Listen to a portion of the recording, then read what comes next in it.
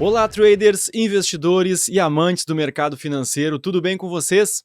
Sejam muito bem-vindos a mais um episódio do Entre Touros e Ursos, o nosso podcast exclusivo de entrevistas aqui da Nelogica. Eu sou Gabriel Dutra, sou jornalista, especialista em investimentos pela Ambima, e ao meu lado está mais uma vez o meu colega Lionel Pinheiro, ele que também é trader, investidor e é um dos heads de conteúdo aqui da Nelogica.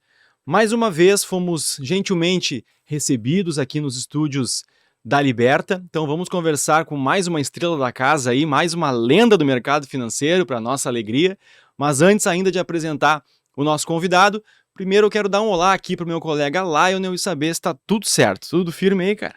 Tudo certo, ansioso, acho que hoje o papo tende a render bastante, eu acho que é uma pessoa que admiro muito, faz um trabalho incrível e trilha os dois lados, né? Tanto o lado do trading quanto o lado dos investimentos, então acho que vai ser um bate-papo muito bacana. Perfeito. Com grande prazer que a gente conversa hoje então com Alexandre Volvax, muito mais conhecido aí simplesmente como Stormer. Eu ia dizer aí que ele dispensa apresentações, mas seguindo o rito jornalístico aqui, então eu vou pelo menos lembrar que essa fera aí já está no trade desde 1998, talvez alguém que nos assista aí nem tenha nascido em 1998. É um produtor de conteúdo, educador financeiro e é um dos fundadores aqui da Liberta. Então, Stormer, agradecimento duplo aqui, claro, né? Primeiro por nos receber, por participar do programa. Seja muito bem-vindo aí mais uma vez ao Entre Touros e Ursos. Muito obrigado, Gabriel. Muito obrigado, Lara. Para mim é um prazer sempre conversar com vocês. Dá para dizer que eu sou um trader do século passado. Sim, porque a gente começou já há bastante tempo. E é um prazer conversar com os amigos também, para a gente poder trocar um pouquinho experiências e ver o que a gente foi reunindo de conhecimento nesse período, quais foram os grandes erros e os grandes acertos que a gente foi produzindo, para dessa maneira conseguir abreviar a curva de aprendizado dos amigos. Maravilha. Quando a gente esteve aqui com o Panon, que eu falei que era a primeira vez que a gente agradecia pela nossa presença aqui, pela recepção, e hoje isso se repete, né? No começo ali eu também falei bem-vindo mais uma vez, porque o Stormer já participou aqui na nossa primeira temporada. Lá no primeiro episódio ele já tinha contado detalhadamente ali um pouco da trajetória dele, um pouco do caminho, mas é sempre uma história interessante aí de ouvir. A gente queria retomar um pouco disso, se tu pudesse resumir aí o teu ofício inicial, da onde tu veio, como é que tu acabou caindo aí no mercado financeiro. Bom, vamos lá. Basicamente, eu de formação eu sou médico, eu sou cirurgião, né? Então eu fiz medicina na Federal do Rio Grande do Sul. Entrei na cirurgia geral em 1993, depois eu fiz mais 2 anos de residência em cirurgia plástica. Então, de formação, essa é a minha carreira, digamos assim, universitária. E eu entrei no mercado em 98, eu lembro que eu estava como residente ainda, e no bloco cirúrgico, entre uma cirurgia e outra, estava no estar médico, comendo um sanduíche, e entrou na sala uma das pessoas mais ricas do estado do Rio Grande do Sul, um professor de otorrino, extremamente rico. Sentou ali, começou a conversar com a gente, e eu olhei assim, professor, eu posso te perguntar uma coisa? Ele, claro. Como é que o senhor ficou rico? Porque se for operando o nariz, eu adoro operar o nariz, é uma maravilha, é uma Tô no cirurgia lugar super certo. confortável. Ele deu uma risada e falou assim, pô, Alexandre, ninguém nunca me perguntou isso na vida. Não, a gente não fica rico com o dinheiro que a medicina nos dá, a não ser que a gente saiba investi-lo na maneira correta. Então foi com meus investimentos. E deu ato contínuo, perguntei, tá, mas o que o senhor investiu então? Sim. E a resposta dele, eu fiz da minha fortuna basicamente em imóveis e em ações. Aí eu, na época, residente é totalmente sem dinheiro, a gente não recebe muito como residente. Pensei, para imóveis vai ser meio difícil. Acho que não tem grana para isso. Mas de repente, umas açõezinhas, e daí eu me lembro que eu entrei justamente, peguei a 0 hora na época, tinha assim a cotação das ações no valor, na parte econômica das empresas. Não tinha do profit, não tinha nada, não tinha cotação em tempo real, era tudo na base do jornal, como se diz. E eu olhei ali a Cesita, R$ 2,94. Acho que eu vou comprar esse treco. Cabe no bolso. Cabe no bolso. E foi, né? Foi onde eu coloquei o primeiro salário meu daquela época que eu pude. Acabei comprando. Óbvio que eu comprei um topo. Óbvio. Eu não sabia nada mais técnica, fundamento, sem nada. Comprei topo. Ficou um ano aquele negócio caindo. Meu Deus do céu, eu perdi todo o meu dinheiro. Aí o troço voltou, e quando voltou no meu ponto de empate, eu consegui sair empatado. E daí que eu comecei a estudar. Fui estudando, me apaixonei pelo mercado. É difícil não gostar do mercado. Quando tu começa a estudar um pouco ele vai entrando na nossa vida e muitas vezes até de uma maneira perigosa, no sentido até de poder produzir em algumas pessoas um certo vício. Mas o meu objetivo quando eu entrei no mercado, e é importante que os amigos de casa tenham isso em mente, eu tinha um objetivo muito claro. Quando eu entrei no mercado, meu foco era, eu quero que o mercado seja uma fonte de renda alternativa para que eu não tenha que fazer plantões. Na época eu odiava fazer plantão de 24 horas, às vezes 36 horas, eu achava um caos aquilo. Então eu decidi, eu vou entrar no mercado para que eu consiga ter uma renda extra, e com essa renda extra eu possa fazer a medicina como eu acho que ela deve ser feita. Que é atender poucos pacientes numa tarde, fazer 1 ou 2 cirurgias por dia no máximo, para poder fazer uma medicina de bom atendimento. Eu achava muito difícil tu fazer uma medicina com bom atendimento se tu tinha que atender 60 pacientes numa tarde ou 50 pacientes numa manhã, ou se tinha que fazer 10 cirurgias num dia. Quando chegava na 10ª cirurgia do dia, quase que impossível tu entregar para aquele paciente o mesmo desempenho, a mesma atenção, o mesmo foco que tu entregou para o primeiro. Uhum. Então, na época, eu pensei, cara, eu quero fazer só uma cirurgia por dia, no máximo 2. Quero atender 4 ou 5 pacientes de tarde, é isso que eu quero fazer, uma medicina bem feita. E por isso que eu entrei no mercado, com esse objetivo. E aí foi sendo tão interessante os resultados, sendo tão bons interessados, que em 2008 lá acabei me aposentando aí da plástica, 10 anos depois, e ficando exclusivamente no mercado. Chegou a atuar bastante tempo. Sim, foram 10 anos. 10 anos como cirurgião plástico. Eu tinha uma clínica, a clínica era bem gostosa de operar ali. E depois disso, realmente, hoje, ficando daí só no mercado a partir de 2008. É inevitável fugir da piadinha, né? Seguiu operando, né? Uhum. É inevitável. Não deixa de Mas ser, né? eu queria trazer isso porque eu queria te perguntar também, algo da medicina, algo do estudo desse ofício te serviu depois para ser um trader? Talvez algo como aquele teste, a coisa da ciência da repetição, de buscar um sentido, um estudo naquilo, algo te serviu dessa época pro trade depois? Acho uma ótima pergunta, tá, Gabriel? De fato, assim, antes da medicina, eu fiz piloto privado e piloto comercial. O meu pai queria que eu fosse piloto, o pai era da Varig, então ele queria um filho que fosse comandante, era o sonho da vida dele, filho comandante. E sim, pro trade eu trouxe muitas coisas da aviação e trouxe muitas coisas da medicina. E que me ajudaram a me tornar um trader melhor, um trader mais profissional. Então, da aviação, o que o cara pode tirar e que realmente é uma forma de ver muito importante? Por que se a gente sempre for parar para pensar qual seria a área de conhecimento humano que mais poderia dar problemas?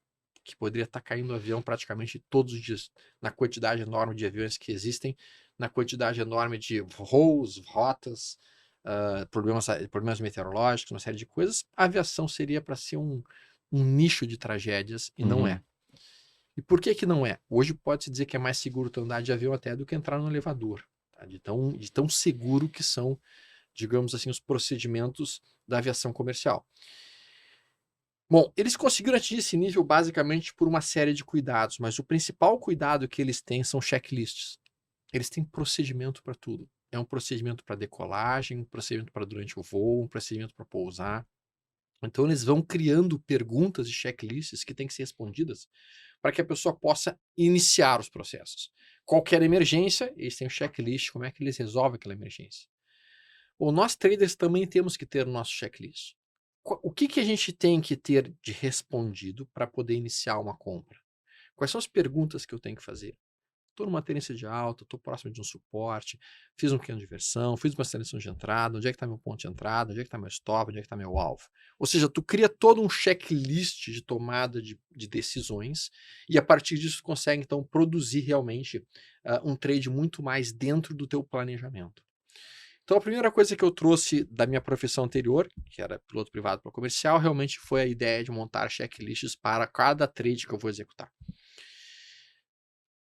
E aí, na medicina, sendo muito franco, quando eu entrei no mercado, eu entrei errado, no sentido de que eu não trouxe da medicina um conhecimento que é fundamental. A medicina, os amigos devem conhecer, A medicina de hoje é uma medicina baseada em evidências. O que é uma medicina baseada em evidências? Digamos que o Gabriel aqui tivesse com uma doença. O Gabriel está com uma pneumonia. Aí eu vou chegar para o Gabriel e falar, cara, toma este remédio aqui. Eu só vou indicar esse remédio para o Gabriel se eu tiver realmente feito estudos no passado. E esses estudos no passado vamos lá, pegou 200 pessoas com a mesma pneumonia do Gabriel e para 100 deu remédio e para outros 100 deu água com açúcar. E aí os 100 que pegaram água com açúcar, 25% de mortalidade, e essa é a mortalidade de uma pneumonia hoje, sem antibióticos.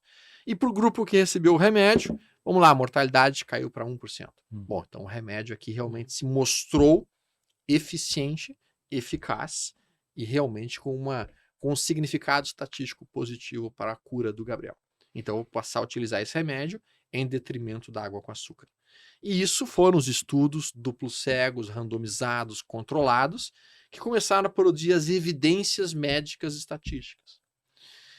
E é por isso que hoje em dia tu consegue pegar uma ciência que em si é uma ciência bastante subjetiva, como a medicina, e conseguir transformá-la em algo mais palpável, algo mais sólido em termos de resultados. Bom,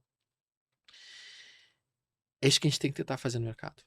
A gente não pode entrar no mercado e pegar um sinal de compra ou pegar um sinal de venda e assumir aquela compra e assumir aquela venda apenas por causa dos lindos olhos marrons do lado. Ou por causa dos teus olhos. Não pode. A gente tem que pegar aquele sinal e falar, cara, olha só, o Stormer disse que esse sinal aqui funciona com o stop aqui, com o alvo aqui, em tantos por cento das vezes, com uma média de ganho, com uma média de falha em tantos por cento das vezes. Vamos testar isso daqui. E aí tu pega e testa.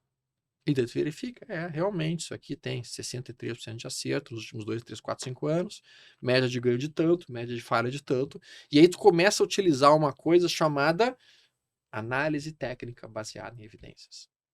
Tu deixa de ser um achista, tu deixa de acreditar na fé ou na boa vontade daquelas pessoas que estão te ensinando e tu passa a operar em cima de dados, números. Isso eu demorei para fazer, Gabriel. Eu não fiz isso no início. Eu peguei lá o livro do Steven Eason, Candlesticks, li e falei, que maravilha, deve funcionar. A maior parte do que está escrito ali não serve para nada aqui no mercado brasileiro. Os níveis e os percentuais de acerto daqueles Candlesticks praticamente igual ao cara coroa. Praticamente igual ao cara coroa. Não traduzindo nenhum tipo de alfa, não traduzindo nenhum tipo de ganho para a pessoa que utiliza aquilo. Só que eu levei muito tempo para perceber essas coisas. Porque eu só comecei a testar de fato os resultados e os modelos e os sistemas, cara, acho que a partir de 2005. Até lá eu era muito subjetivo. Até lá eu pegava uma coisa que estava escrita num livro e acreditava, porque afinal de contas está escrito num livro. Não façam isso. Não, tem muita coisa escrita em livros que não se sustentam do ponto de vista estatístico.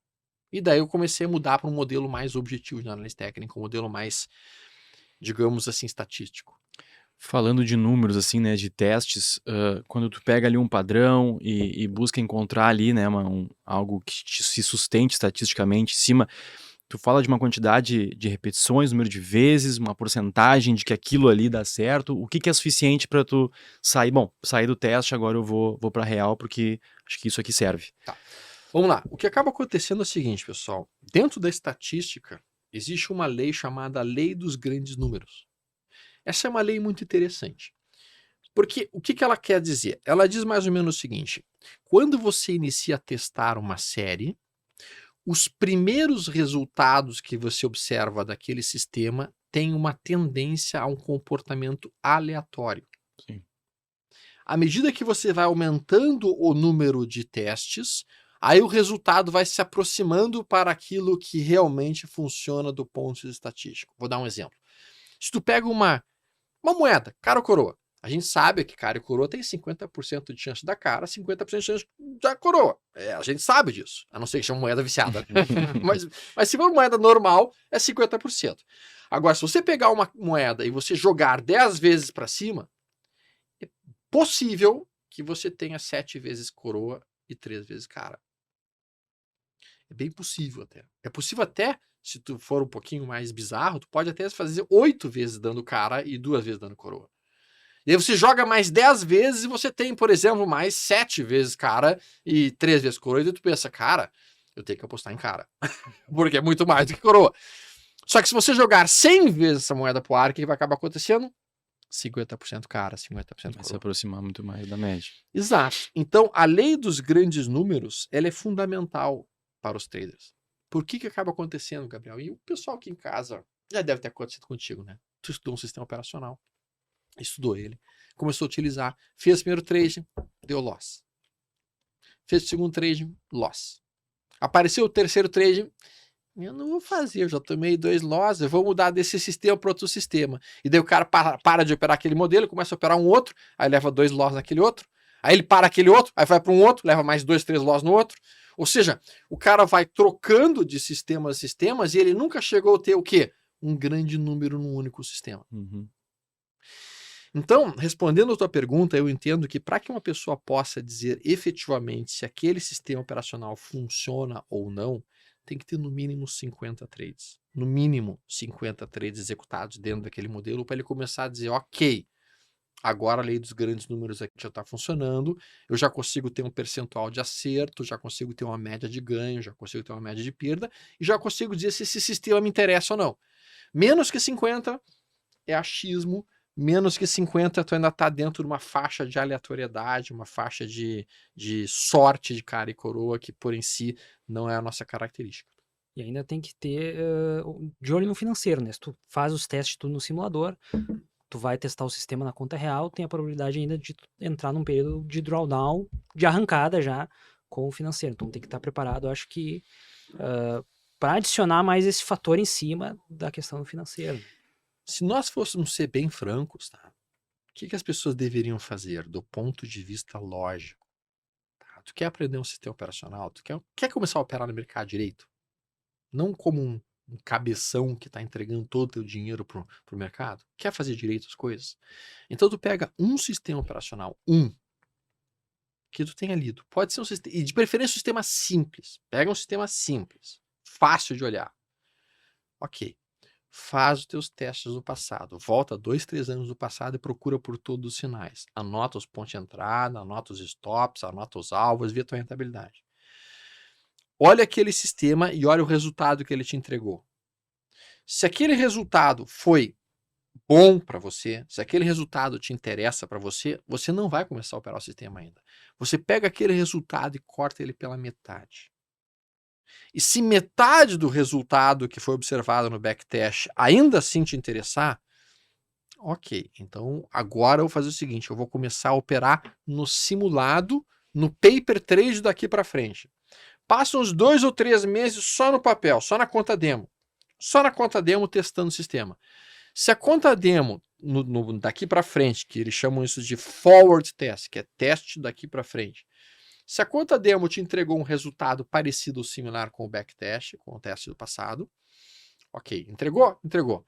Então tá, depois de 2 meses fazendo isso na conta demo, aí tu passa para uma conta real, mas tu não vai operar com todo o capital que tu te propôs. Começa operando com um contrato, ou começa operando com um contrato de lotes mínimos. Menor quantidade possível de capital. Porque quando você colocar dinheiro na operação, tu vai ver que a tua capacidade de ler o gráfico muda radicalmente. Porque aí entra o comportamental também, né? É muito fácil eu entender que aqui é meu ponto de venda e eu respeitar isso 300 vezes no teste. Enquanto tu não tem... Quando o meu tá na reta, eu posso querer sair antes, eu posso querer segurar mais, eu Exato. posso... E aí entra o comportamental e a tendência de bagunçar todo o meu teste é grande, né? É, exatamente. Tu vai... No momento que tu coloca o dinheiro, literalmente, a tua capacidade de ler o gráfico, ela modifica-se radicalmente. Tu vai começar a ter ansiedade, pode até querer sair antes, comprar antes do que deve, vender antes do que pode. E isso, muitas vezes, é o que tira o sujeito do trilho. E como você vai estar no início, você ainda vai estar treinando o sistema operacional, você tem que treiná-lo da maneira correta. E por isso que você faz o teste no passado, o teste daqui para frente e depois o teste numa conta real com pouquíssimo capital. Depois que tu estiver super bem treinado na conta real com capital menor, aí tu começa a aumentar progressivamente o capital até tu chegar no valor que tu queria. Essa seria a forma correta de começar essa profissão, que é a profissão de trade. Porque olha só, tu acha que alguém aqui vai entrar numa faculdade de medicina, ou melhor, vai fazer um curso de medicina de um final de semana e vai começar a ser médico na segunda-feira? Impossível. Isso não existe, cara. Qual é a profissão que no final de semana tu vai aprender a fazer? Qual é a profissão que os senhores em casa, no final de semana, em algumas horas de aula no final de semana, vocês estão habilitados a fazer? Nenhuma. Então, qual que é a forma correta? Cara, tu aprende o sistema, tu testa ele no passado, testa ele daqui para frente, depois tu vai testar com capital pequeno e só depois de um bom tempo de estudo, tu começa a colher os frutos dessa profissão. Só que as pessoas querem enriquecer semana que vem, Sim. porque as pessoas compram ilusões que são vendidas através de compre isso aqui e faça R$1.000 por dia, ou faça R$500 por dia, ou compre seu Porsche azul amanhã. Cara, não é assim. Não funciona assim. Ah, eu vou operar aqui pelo celular e vou garantir o nosso shopping agora no final da nossa conversa. Não, porra, não é assim que funciona. O pessoal desiste. Se vocês acham que é assim, desistam. Porque nada na vida é assim tão simples. Nada na vida é assim tão barbadinha. Então, assim, cara, infelizmente o brasileiro gosta de uma pirâmide. O brasileiro gosta de sonhos impossíveis, de promessas milagrosas, de pílulas douradas. E quando eles levam uma pílula realmente azul, aquela que mostra a realidade, eles ficam chocados com aquilo. É triste. Eu acho que é muito importante sempre a gente bater nessa tecla, né, do teste, da responsabilidade, da pequena alocação, de que não vai ser uma renda que tu vai conquistar mês que vem, porque a gente traz aqui, né, grandes traders, gente aí com décadas de credibilidade no mercado, e todo mundo espera abrir um vídeo e que o Stormer diga, não, eu tenho a fórmula mágica para semana que vem tu ficar rico. Então acho que é muito legal todo mundo ver sempre, ouvir da boca de quem faz o mercado, de que não é assim, né? E eu queria até que tu falasse um pouco mais disso sobre fazer o trade e que ele componha o teu patrimônio ao longo prazo, porque a pessoa confunde muito, eu acho, a operação de curto prazo com gastar aquele dinheiro no curto prazo, né? Ele quer começar hoje com R$0, alavancar e semana que vem ele tem uma renda. Então eu acho que tu falasse um pouco sobre compor esses pequenos trades de olhinho a tijolinho para que lá no futuro tu tenha uma construção de patrimônio. Vamos por partes. Quando a gente estava conversando agora há pouco, Gabriel, eu falei que eu tinha começado errado no mercado, porque eu tinha começado sem saber nada de análise técnica, nem análise fundamentalista, nada de nada, e simplesmente entrei de pato a ganso. E também depois, além de ter entrado de pato a ganso, eu entrei na análise técnica sem focar na análise técnica objetiva, acreditando na análise técnica subjetiva, naquelas histórias lindas de fé e de Eliot e coisas que simplesmente não tem absolutamente nenhuma comprovação matemática de que funcionem e que são histórias lindas para serem contadas em volta de uma fogueira cantando Kumbaya, mas efetivamente não tem nada de matemático ali, não tem nada de lógico ali. Então, assim, só que tem um outro erro que eu gostaria de ter sido avisado quando eu entrei. E que eu não fui. Pessoal, esse ponto que eu vou comentar é um ponto que eu acho que vocês têm que refletir bastante a respeito. O mercado financeiro talvez seja o local mais democrático que exista na face da Terra, no sentido de que qualquer um pode se tornar sócio das empresas que estão listadas na bolsa. E permite que você seja sócio de pessoas que têm uma capacidade de gestão fantástica. Permite que você se beneficie de modelos de negócio que são absolutamente impossíveis para nós, pessoas comuns, nos beneficiarmos. Exemplo, eu não entendo nada, absolutamente nada de microchips e de transmissores, de semicondutores, nada, zero de nada. Mas eu estou me beneficiando muito desse setor e muito da expertise que o pessoal da NVIDIA tem, porque eu tenho ações da NVIDIA na minha carteira. Eu não entendo nada de como é que se faz um iPhone, zero. Meu conhecimento de como é que funciona isso daqui, eu olho para isso daqui e penso, isso aqui deve ser mágica, é o Ganza Mugala, porque assim, cara, como é que isso aqui funciona? Eu falo aqui, a pessoa me ouve do outro lado do mundo, que coisa é essa? Eu não entendo nada desse troço. Mas eu me beneficio todos os dias dessa descoberta aqui do iPhone, porque eu também tenho ações da Apple. Então assim, galera, o mercado financeiro permite a você ser sócio de uma Raia Drogasil. Tu não entende nada de farmácia, tu não entende nada de como negociar farmácia, de como funcionar com uma rede de farmácias, mas o cara pode ser sócio da Raia Drogasil.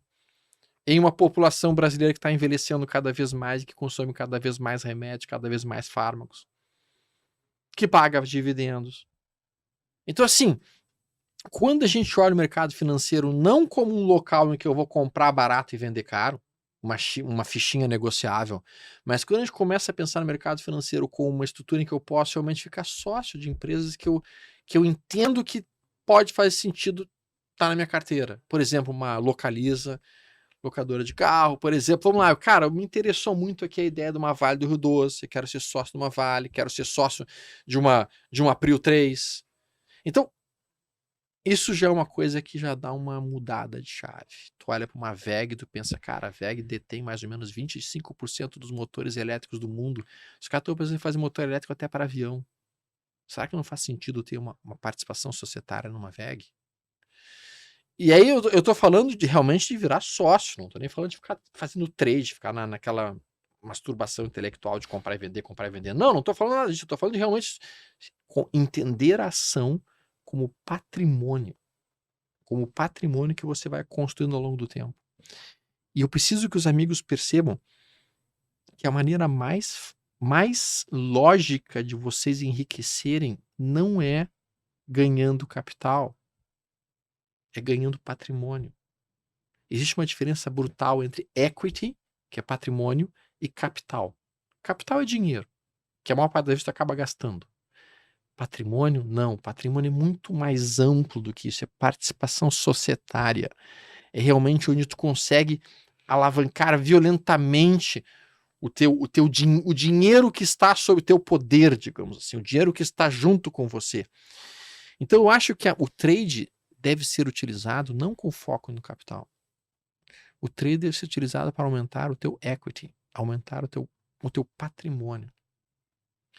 Uma das coisas que eu mais gosto de fazer, eu chamo de técnica de resíduos. Eu não sei se tu conhece, Gabriel. Ela é uma técnica extremamente interessante e bastante simples que os amigos de casa podem fazer. Podem fazer isso com, por exemplo, qualquer ação. Pega, por exemplo, uma TAI 11, digamos. Digamos que o cara tem lá seus 10 mil reais. Então ele tem seus 10 mil reais e olha uma TAI 11 em cima de um suporte, uma empresa que paga 8,8 a 9% de dividendos ao ano, e vai lá e compra 1 quilo de TAI 11. Taesa. Aí a Taesa dá uma ventada de alta e aproxima-se do alvo dele. Digamos que o ponto de entrada dele era 10 reais, o stop dele está em 9,50 e o alvo está em 11. Chegou em 11, o que ele faz? A maior parte das pessoas vai lá e pega e vende as 1.000 ações. Vende as 1.000 ações que ele comprou, bota aqueles 1.000 reais no bolso e acabou. Cara, a minha proposta é bem diferente. A minha proposta é que quando o papel bate no alvo, bateu ali nos 11, eu não vou vender as 1.000. Eu vou vender somente o suficiente de ações para retornar o financeiro que eu botei no trade. Se eu entrei com 10 mil, eu vou vender somente o suficiente para voltar e ficar com 10 mil no meu bolso e eu vou ficar com ações de Taesa de graça. Como se eu não tivesse pago por elas. No início do trade eu tinha 10 mil reais, no final do trade eu tenho 10 mil reais. Só que eu vou ter 10 mil reais e 100 ações de Taesa. 10 ações de Taesa. Eu vou ficar com aquelas ações em resíduo. Aquelas ações vão pagar dividendos pro resto da vida. Aquelas ações podem subir 100, 200, 300, 400, 500, 800, 900, 1000% num prazo de 10 anos. Então eu vou produzindo esse tipo de trade, que é um trade que tem como objetivo não render um dinheirinho, não fazer aquele trade de curtíssimo prazo. Não! Cara, eu quero que esse trade aqui me entregue 10 ações de Vale. Eu quero que esse trade aqui me entregue 5 ações de WEG. Eu quero que esse trade aqui me entregue tantas cotas de fundo imobiliário. E com isso, os trades eles vão ter sempre o objetivo de manter... Eu vou ficar sempre com o mesmo capital para operar os trades. Sempre o mesmo valor financeiro. Só que a minha carteira de ações vai crescendo ao longo do tempo. E isso é o que vai tornar o sujeito um dia realmente muito rico. Muito, muito rico. Olha um cara como o Barsi. Tu acha que o Barsi ficou rico fazendo trade? Não. Ele ficou rico comprando e o equity foi crescendo. Uhum. Então a ideia basicamente é essa, é fazer os trades para crescer o patrimônio. Essa tática dos resíduos, ela é lindíssima de ser feita com fundo imobiliário, ela é lindíssima de ser feita com BOVA 11, com Small 11 ou com ações que pagam bons dividendos. Óbvio, tu não vai fazer isso com uma empresa que não tem nenhum fundamento, que está só dando prejuízo. Tu vai fazer isso com empresas boas, empresas que tu quer ter em carteira. E pode ser feito com BDRs. Pode ser feito com BDRs. Apple 34, Microsoft 34, Google 34. Cara, vocês não querem ser sócios do Google? Vocês estão me dizendo que vocês não acham interessante ficar sócio do Google pelos próximos 10 anos? Vocês acham que o Google não vai crescer? A Microsoft vai falir? Apple morreu? Cara, é óbvio que essas empresas vão continuar existindo e vão continuar crescendo e vão ter seus equities crescendo violentamente. E quem puder participar desses equities vai ganhar muito dinheiro. Então como é que a gente faz? Faz um trade no Apple 34, quando bate no alvo, realiza o suficiente para voltar ao financeiro inicial e fica com ações de Apple pro resto da vida. Falou sobre possibilidade da gente ser sócio, né, de grandes empresas, largar o nosso dinheiro na mão de um gestor profissional que vai estar sabendo o que ele está fazendo. Na tua época lá que o doutor disse imóveis, aí tu não tinha a possibilidade dos fundos imobiliários, por exemplo, Sim, que seria uma possibilidade de Exatamente. começar com pouco e botar teu dinheiro na mão de um gestor qualificado, especializado nisso. exatamente. Quando eu comecei, não existiam fundos imobiliários. E entendo que assim, ó, eu nunca vi alguém ficar pobre investindo em imóveis. Eu nunca vi o cara ficou pobre investindo em imóveis. Cara, isso não existe, o cara ficar pobre investindo em imóveis. Então, o fundo imobiliário, tá? Hoje eu entendo que é uma forma muito democrática de permitir que as pessoas comecem a investir em imóveis, inclusive observando um retorno muito melhor do que o retorno que um aluguel clássico permite, porque a maior parte dos fundos imobiliários hoje estão entregando em torno de 1% ao mês, 1,1% ao mês, livre de imposto de renda, por enquanto, mas por enquanto é livre de imposto de renda. Então, cara, isso é muito melhor do que uma sala que tu compra para alugar, esse tipo de coisa toda.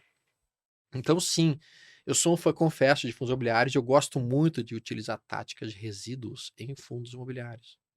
Faço a compra quando está no nível sobrevendido, espero o papel chegar no meu alvo, quando bate no meu alvo, eu vendo somente o suficiente de cotas para voltar ao meu financeiro e eu fico com cotas de fundo imobiliário no bolso de graça, sem ter pago por elas, e aí sim me pagando proventos pelo resto da vida no dia 14 de cada mês. Cara, entenda, pessoal que está me ouvindo em casa, essa é a maneira que vocês podem fazer com que o patrimônio de vocês vá crescendo ao longo do tempo. Em que tu vais construindo de uma maneira estratégica o crescimento do teu patrimônio. Só que isso não é algo para você ficar rico da noite para o dia, de hoje para amanhã, ou de hoje de manhã para hoje tarde. Não é assim. Não é assim que você vai ficar. Agora, se você fizer dessa maneira, ao longo de 1 ano, 2 anos, 3 anos, 5 anos, 10 anos, tu vai observando resultados positivos. E o fundo imobiliário ali sem um condomínio para pagar, sem ter que se incomodar com o inquilino, sem ter que consertar o cano lá que estourou, que te ligaram na sábado de noite. Exatamente. Sem todas essas preocupações. Então, cara, eu acho que faz muito sentido entender tudo isso. Quando nós tivermos lá acesso, por exemplo, aos famosos REITs, que são os fundos imobiliários dos Estados Unidos, por lá também tem vários REITs, tem vários fundos imobiliários dos mais diversos tipos de negócios, também pagando daí o provento, vindo o provento caindo na conta em dólar. Pô, aí tu começa a criar uma série de fontes de receita. Uma coisa que eu gostaria de ter ouvido quando eu era mais jovem é a seguinte: abra o máximo possível de fontes diferentes de receita que você pode construir. Por quando você vai abrindo fontes de receita de diferentes coisas, aquilo vai realmente funcionando para crescer o teu patrimônio. Então, um fundo imobiliário é uma fonte de receita, uma ação que paga dividendos é outra fonte de receita, saber fazer trades também pode ser uma outra fonte de receita, cirurgia é fonte de receita, paciente é fonte de receita. Tudo isso são fontes de receitas que são extremamente úteis para uma pessoa que vai querer realmente construir um futuro dentro do mercado. Experimentar até os fundos imobiliários, eu acho que é um ativo interessante para quem talvez nunca investiu e já se experimentar, né? Sentiu que ia receber os dividendos, porque é mensal, né? Então, investiu, vai receber nem que seja pouco, mas já talvez é uma injeção de motivação para a pessoa poder continuar, porque às vezes as ações têm um ciclo diferente de dividendos, tem algumas ações de crescimento que às vezes ainda não pagam dividendos, mas o fundo imobiliário é um ativo, acho, intermediário, até em termos de risco, assim, que acho que ajuda as pessoas a se manterem motivadas a construir o patrimônio, né? Sabe qual que é o problema que eu vejo, Leonel? Eu acho o seguinte, assim, ó, cara. O fundo imobiliário, ele tem um sério problema. Ele tira a tua desculpa furada de que eu tô começando com pouco dinheirinho. Por que isso é desculpa furada? Ah, eu tenho pouco dinheiro aqui, sabe? Não adianta eu pensar em investir. Desculpa furada. Desculpa furada. Não me vem com essa desculpa furada que eu não aceito. Tá? A viagem mais longa do mundo começa com um passo. Um passo é o suficiente para começar a viagem mais longa do mundo. Então o que eu quero dizer com isso? Tem cota de fundo imobiliário hoje por R$ 7,50. Agora tu não consegue economizar R$ 7,50? Tu tá me dizendo isso? Tu não consegue economizar R$ 7,50? É isso que tu tá me dizendo? Ah, mas se eu comprar só uma cota, não tem a corretagem. Não tem corretagem. Fundo imobiliário não tem corretagem. Então, cara, uma pergunta muito suave assim na nave para vocês. Para você que tá me vendo em casa. Se quando você nasceu, teus pais tivessem pensado o seguinte: vamos comprar R$ 300 por mês em Itaú, em Petro e Vale para o nosso filho, como é que você estaria hoje? Vai causar um problema na família aí, Stormer. R$ 300. Eu tô falando de uma janta. Ao invés de a gente jantar essa noite aqui, amor, vamos pegar esse dinheiro aqui e vamos comprar em ações todos os meses para os nossos filhos aqui. Como é que você estaria hoje? A mesma coisa para fundo imobiliário. R$ 300 por mês, R$ 200 por mês, 150 por mês, o que puder. Vai comprando. Caiu o provento, compra mais. Caiu o provento, compra mais. Economiza um pouco aqui, corta alguns gastos desnecessários aqui. Ao invés de comprar um iPhone, que vai te custar R$ 600 por mês, R$ 500 por mês, compra um celular um pouquinho menor.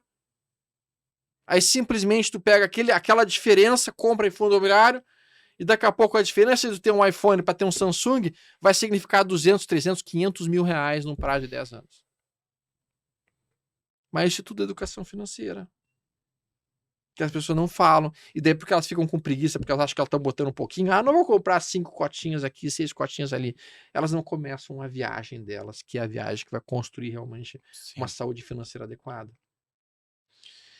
Mais ou menos como para ficar bem de forma física. Adianta tu fazer um dia de academia em que tu te esfalfela, pega todos os aparelhos e levanta 50 mil pesos lá e nunca mais faz o resto do mês inteiro? Não ajuda pra nada. Sim. O cara só vai ficar dolorido. Agora o cara tem que fazer um pouquinho todos os dias da semana e vai lá e faz um pouquinho. Esse cara vai ficar muito bem. Então, cara, investir, fazer trading, trabalhar fundo imobiliário é consistência. Consistência de fazer sempre da mesma maneira, sempre com o mesmo cuidado, sempre com o mesmo controle de risco. É a consistência que leva aos resultados. Não é aquelas explosões enlouquecidas que as pessoas fazem. O que o Lionel citou também sobre os fundos imobiliários, né, de colocar o primeiro pezinho ali na renda variável, né, é sempre uma boa alternativa, porque também em tese ele tem menos volatilidade, né, o fundo imobiliário em comparação a uma ação, né, e por que isso acontece? É por liquidez ou é porque na venda tem imposto de renda e o povo trada menos? Por que a gente percebe menos oscilação ali nas cotas dos fundos? Primeiro porque alguns investidores olham para aquelas cotas de fundo imobiliário e entendem que atrás daquela cota existe um prédio. Então se tu pega alguns fundos imobiliários que tem prédios na Faria Lima e tu passa ali na frente, tu olha aquele prédio ali, ó. E aquele prédio, ele tem toda uma estrutura que tu vê, cara, isso aqui é sólido. Uhum. Isso aqui é muito sólido. E aí tu vai pensar assim, por que eu vou vender esse troço 30% abaixo do que eu comprei se o troço tá aqui ainda, eu tô passando na frente dele todos os dias, eu tô vendo o prédio ali. Sim. Então o cara pensa, cara, não tem necessidade de vender esse prédio da Faria Lima 30% abaixo do valor que ele tá, só porque a economia deu uma barrigada e que tem algumas salas que estão livres e que estão vacantes. E o cara pensa, eu vou segurar um pouco que esse prédio continua aqui, daqui a pouco ele volta a alugar e volta a render. Então isso já é um ponto que reduz a incerteza. O fato de tu tocar, tu ver que é um tijolo, o negócio tá ali. Uma empresa, por melhor que ela seja, tu ainda tem aquele receio. Será que essa empresa pode quebrar?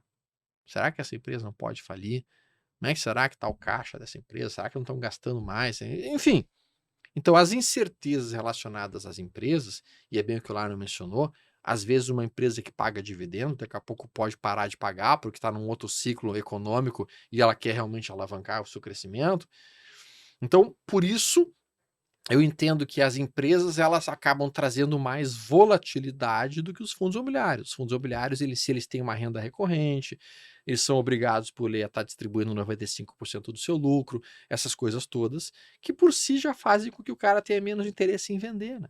Então tem uma série de motivos pelos quais os fundos acabam sendo menos voláteis, mas ainda assim eles guardam volatilidade, sim. Por quê? Porque o cara pode muitas vezes ter o seu fundo imobiliário ali, que ele está usando como uma renda, uma fonte de renda extra, e ele ficar apertado, né?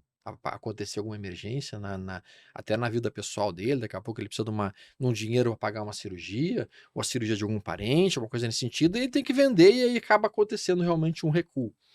Mas o fundo imobiliário em si, eu uso ele muito, sabe, Gabriel, como uma fonte de renda extra. Uhum. Tá? É o meu 13º, 14º, 15º, 16º, 17º salário, que vai complementando a minha renda como trader, né?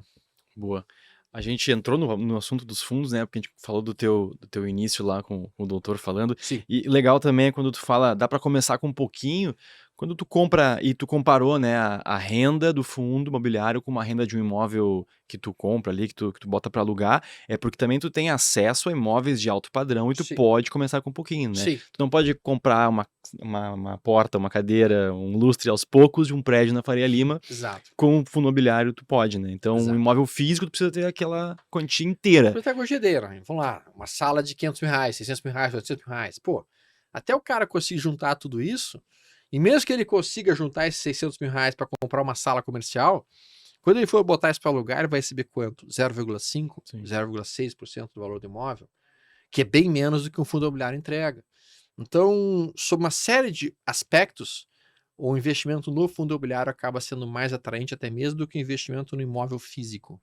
Tanto é que hoje eu não tenho mais nenhum imóvel físico no meu nome. Eu literalmente me desfiz de todos eles, peguei esse dinheiro e transformei tudo para fundo imobiliário. Tá? Não faz sentido para mim ter uma sala comercial para alugar hoje. Não faz sentido. Porque essa sala vai vender 0,6 com imposto de renda em cima. Enquanto que se eu pegar esse dinheiro e botar no fundo imobiliário, eu boto 1,1 sem imposto de renda, com a possibilidade ainda de que se eu tenho uma sala, ela vai ficar vacante e eu não vou conseguir alugar por 1, 2, 3, 4, 5 meses. Sim. Enquanto que o fundo imobiliário, às vezes pode estar vacante uma sala, mas tem, como ele é um pool em prédio inteiro, tá, fica 2, 3, 4 salas vacantes, mas ainda tem as outras alugadas, então tu continua recebendo. Então, do ponto de vista lógico, hoje, provavelmente, eu não conversei mais com esse meu professor, mas certamente ele não deve ter mais imóveis na física, porque ele é um cara muito esperto. Ele deve ter vendido todos os imóveis da física dele, já virou tudo para fundo imobiliário, porque isso faz muito mais sentido. Sem Boa. falar até o tipo de operação, né? Hoje com fundo imobiliário tu se expõe a logística, Exato. agora tem os FISagros também, né? Então tu pode, é uma infinidade de setores que tu pode explorar, né? Dentro Sim, dessa categoria, né? sim. Beleza. E aí a gente trouxe o assunto do fundo, né, por causa do teu começo lá. Eu queria voltar um pouco naquele trecho da tua trajetória que tu falou ali. Então, em 2008 eu me aposentei ali, né, e quem conhece a Liberta sabe que o embrião dela é na ALS, né, Sim. uma empresa educacional. Uhum. Queria que tu só fizesse essa ligação ali dos pontos nessa época que tu te aposentou até vir a ALS, como é que isso virou Liberta no escritório? Na verdade, assim, em 2002, tá, a gente iniciou com a Leandro Stormer, porque na verdade, assim, em 2000 eu comecei no Invest Shop, que era um fórum antigo, e daí lá a gente começou a gente trocava ideias, tipo assim, pessoal, olha só, eu tô olhando esse papel aqui, tô precisando comprar aqui, meu stop tá aqui, meu alvo tá ali. E o pessoal então trocava muitas informações naquele fórum. A maior parte das pessoas não conhecia análise técnica naquela época, não era algo muito difundido. E eu comecei a apresentar coisas ali. E o pessoal começou a olhar os trades começavam a dar certo, uma boa quantidade deles. E aí um cara me mandou um e-mail, o cara era da Gerdau, aqui de Porto Alegre até, e me disse assim, Stormer, será que tu não podia fazer para nós um curso ensinando a gente esse troço de análise técnica? Daí eu falei, cara, A gente pode até fazer um grupo de estudo, assim, eu, tu, a gente pode combinar outro grupo aí, talvez alguém que saiba um pouco mais de análise técnica pra gente ficar junto, se for trocar ideias. E daí na época eu acabei conhecendo o Leandro, e daí a gente fez um treinamento, tá, aqui em Porto Alegre, né, na Ampla, antiga Ampla Eventos, que foi justamente para divulgar a parte de análise técnica. O pessoal gostou muito, comentou lá no fórum. Aí na época o Fábio Calderaro, que era oficial do Exército, lá de Manaus, mandou um e-mail para mim.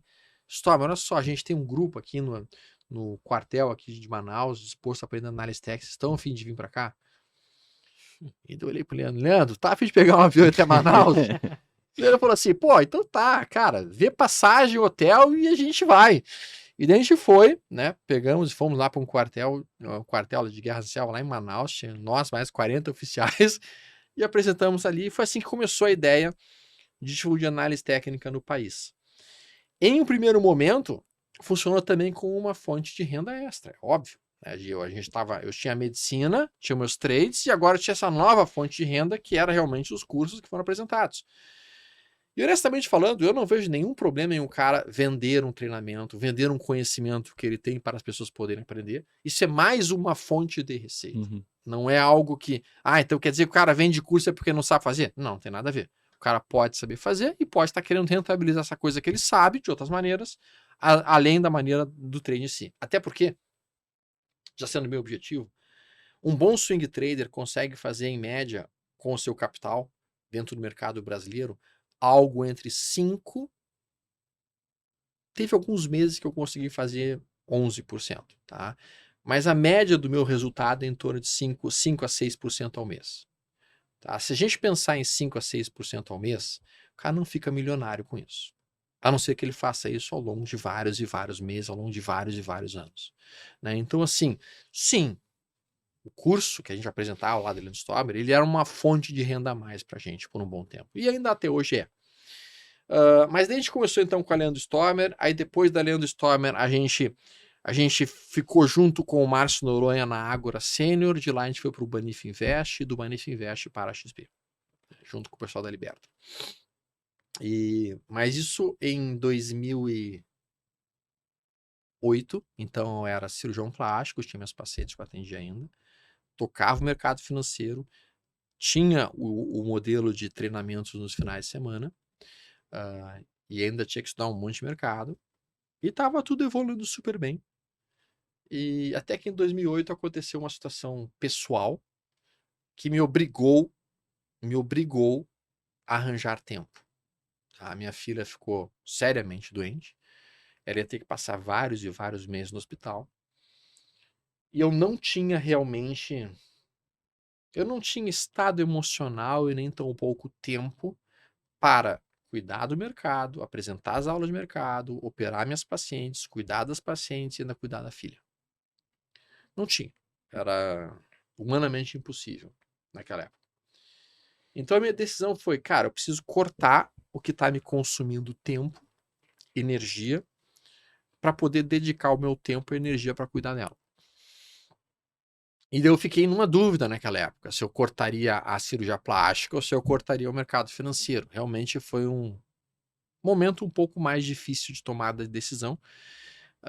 A minha família, meu pai e minha mãe, obviamente, queriam que eu continuasse dentro da cirurgia plástica, porque afinal de contas, cirurgia plástica é cirurgia plástica, né?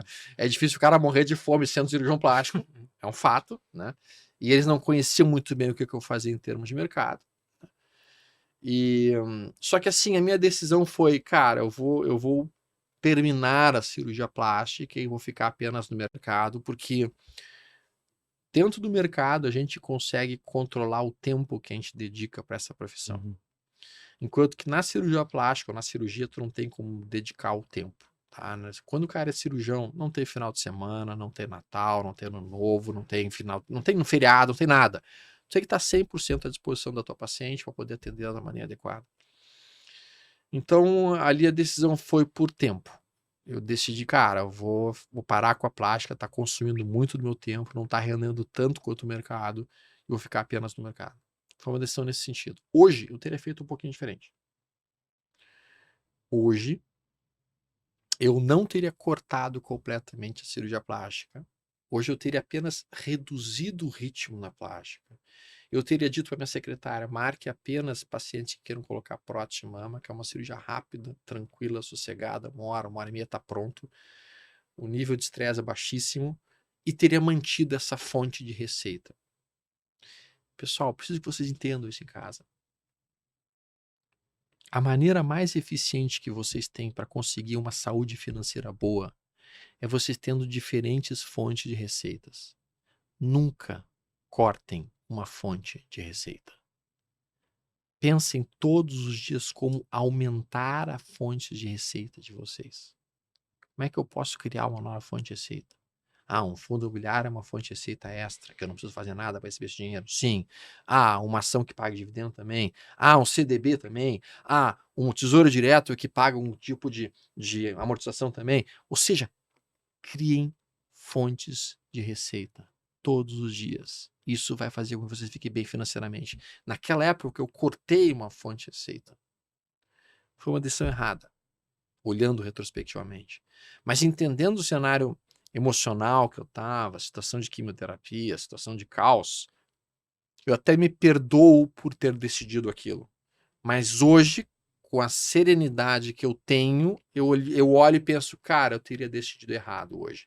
Provavelmente eu teria reduzido o meu ritmo, escolhido as minhas cirurgias muito mais cautelosamente, com mais tranquilidade, administrado o jogo, sabe? Administrar o jogo. Foi o que eu não soube fazer na época.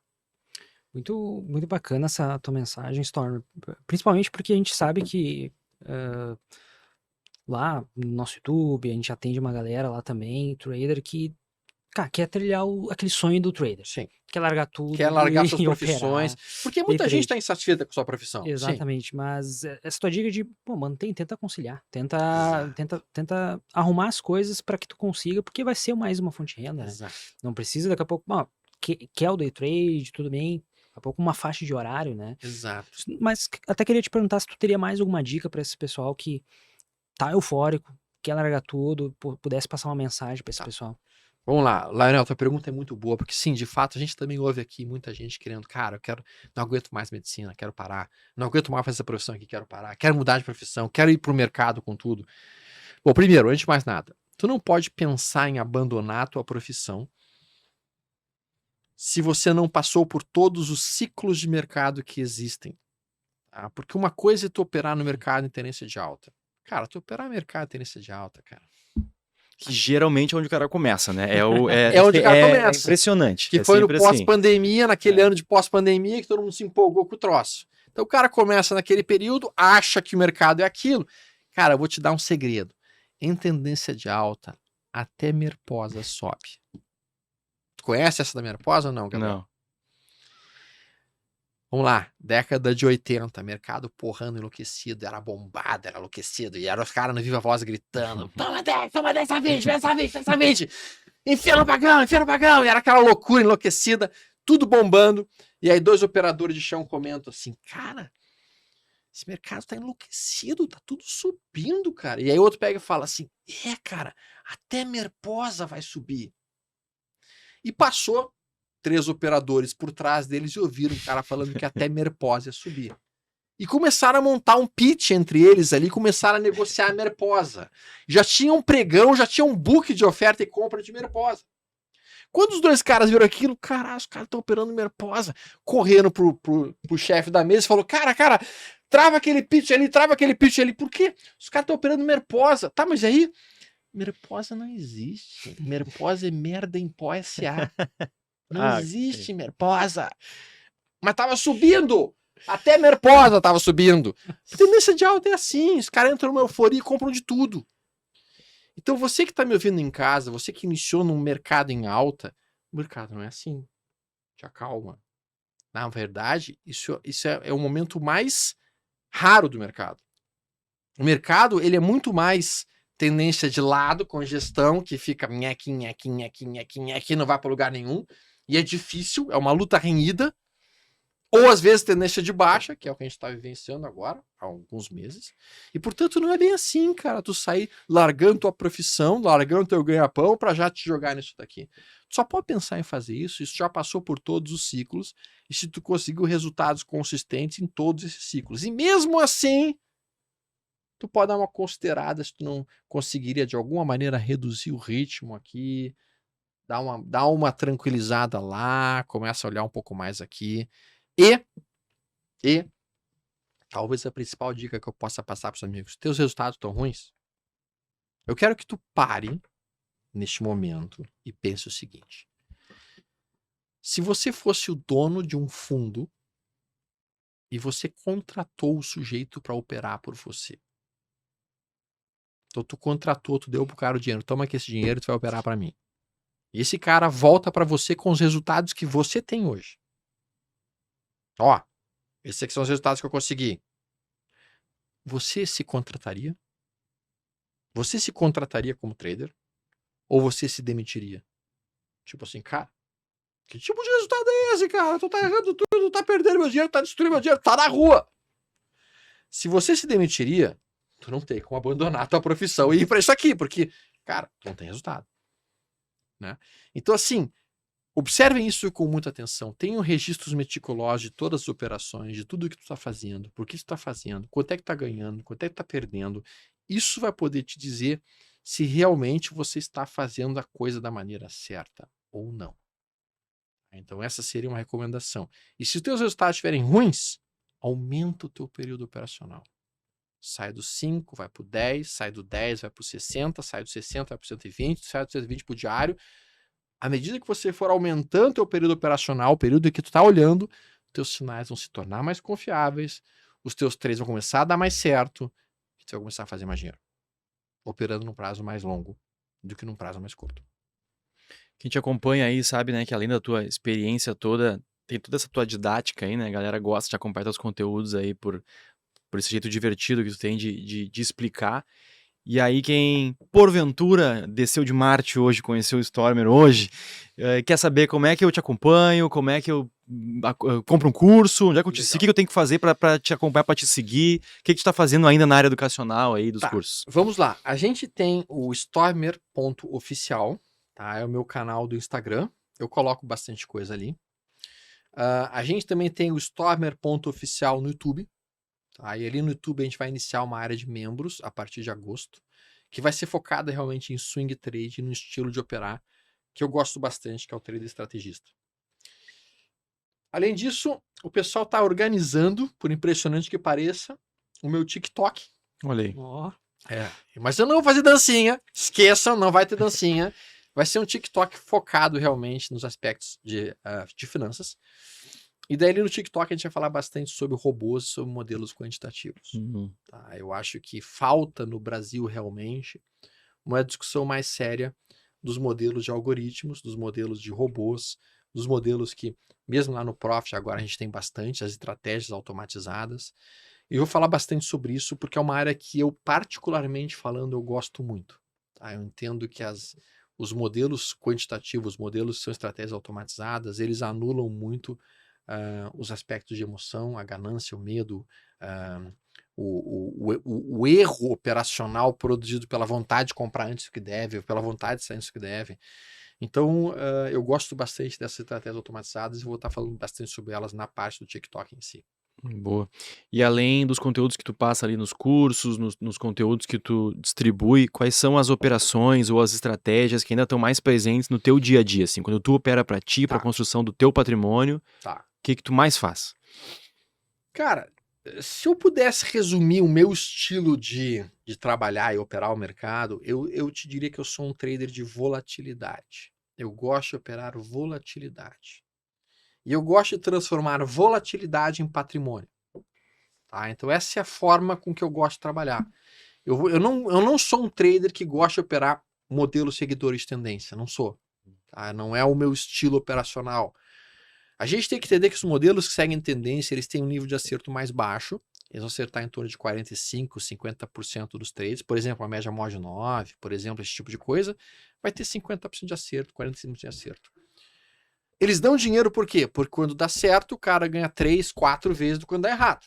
Então o cara consegue resultado em cima do payoff. Não é a minha forma de trabalhar. Eu me sinto mais confortável operando um sistema que tem um nível de acerto mais alto, vamos lá, 70%, com um alvo um pouco mais curto e uma quantidade de trades maiores.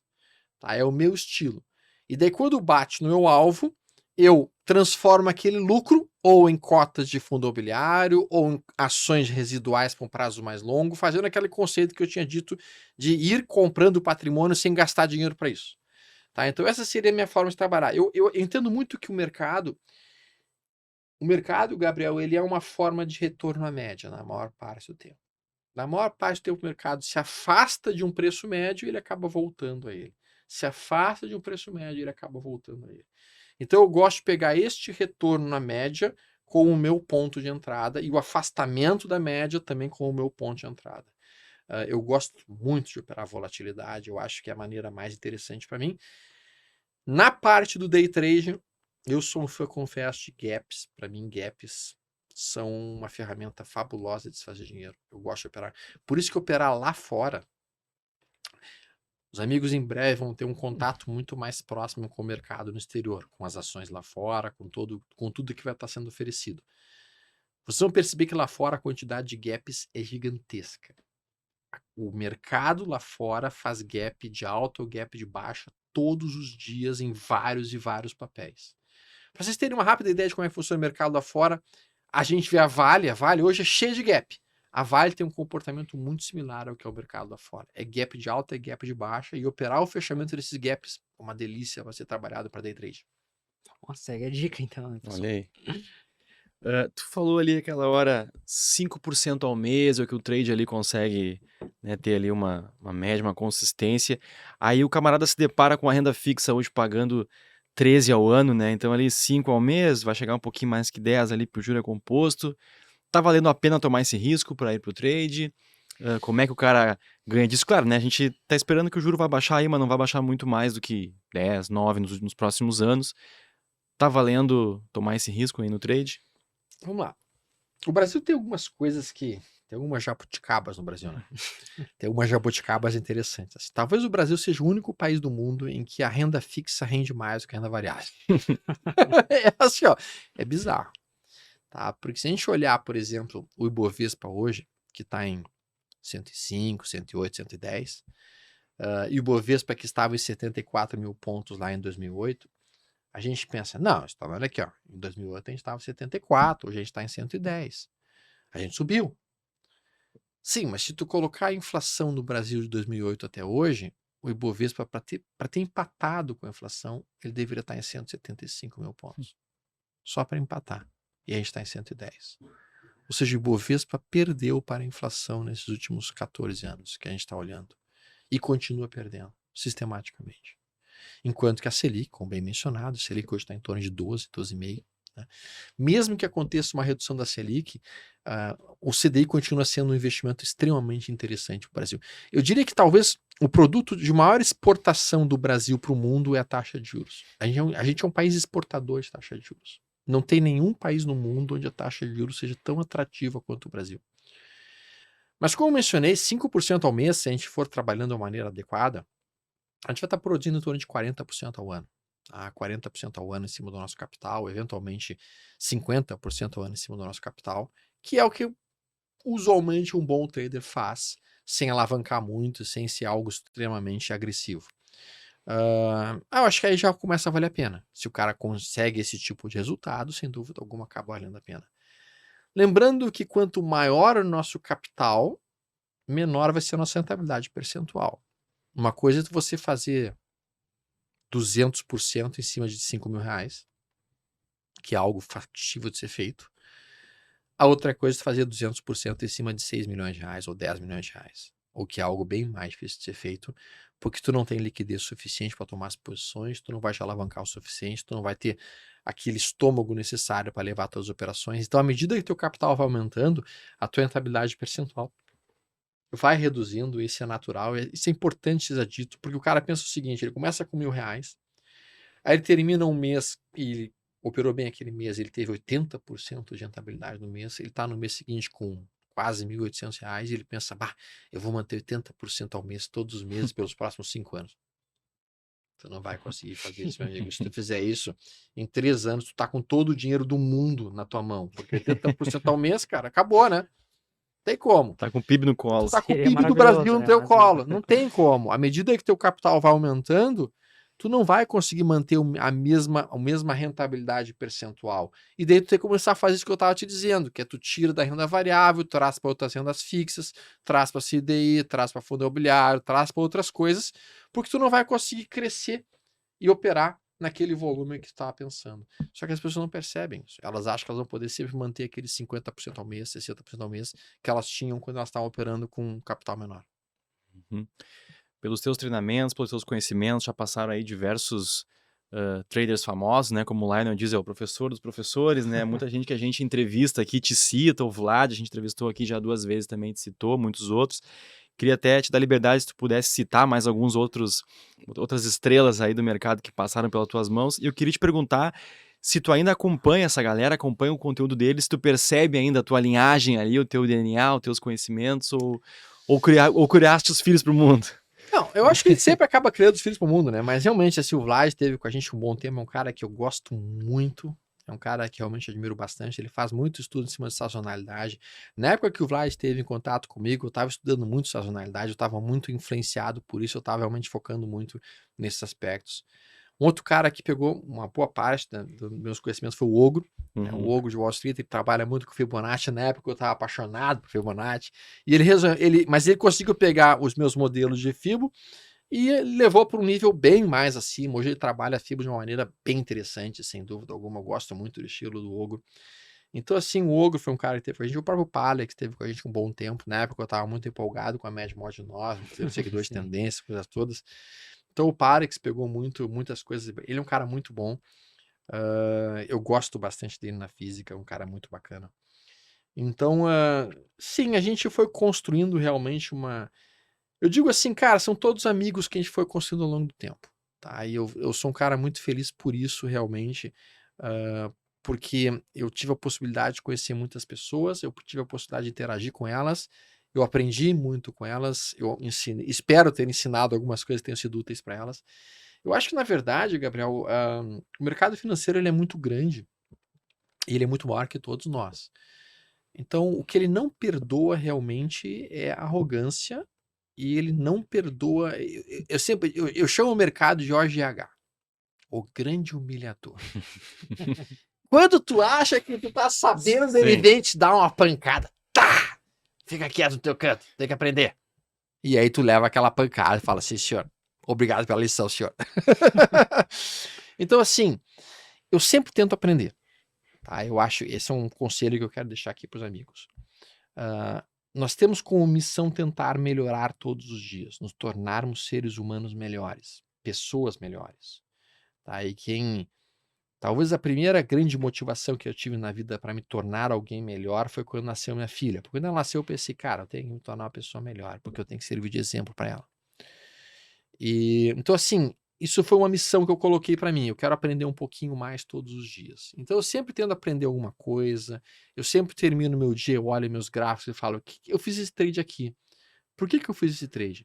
Eu estava certo? Eu estava errado? O que eu fiz de certo? O que eu fiz de errado? O que eu não levei em consideração? Não com o propósito de pegar um chicote e ficar me batendo, tipo assim, que estupidez a minha. Não é esse o propósito. O propósito é ver o que eu podia ter feito melhor, né? O que eu podia fazer mais interessante. Então, sim, hoje eu vejo o pessoal falando muito de fluxo, o pessoal falando muito de Smart Money Concept, que são conceitos que estão entrando aí. Eu tenho olhado, tenho aprendido coisas e tenho achado muito interessante toda essa discussão que está acontecendo. A pessoa não pode ficar fechada num único universo. Só que existe o outro lado.